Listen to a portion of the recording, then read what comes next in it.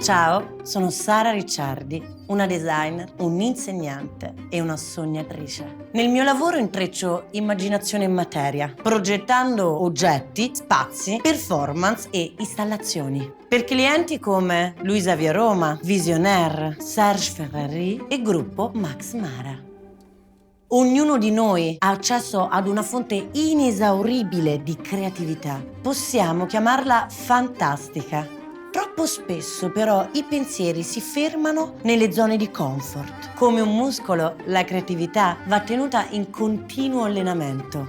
Prima di tutto bisogna concedersi al caos e aprirsi all'ascolto. Poi farsi guidare dal corpo, dalla materia e dallo spazio. Quindi agire, plasmare, accartocciare, scolpire. Questa è la chiave per progettare con l'immaginazione. In questo corso Domestica imparerai a liberare il tuo potenziale creativo attraverso una serie di esercizi. Per il progetto finale creeremo un quaderno di fantastica, una raccolta di appunti per dare forma alle tue idee ed esplorare il teatro delle tue identità.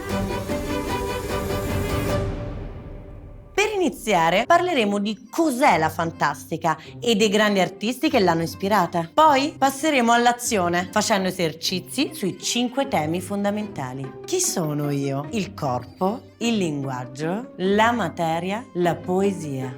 In ogni lezione aggiungeremo nuove pagine al quaderno, tenendo traccia dell'intero processo. Alla fine del corso avrai acquisito un metodo per dare il via ai tuoi progetti creativi, costruendo immaginari partendo dalle tue esperienze. Per seguire le lezioni ti serviranno strumenti da disegno e materiali di recupero che troverai in giro per casa.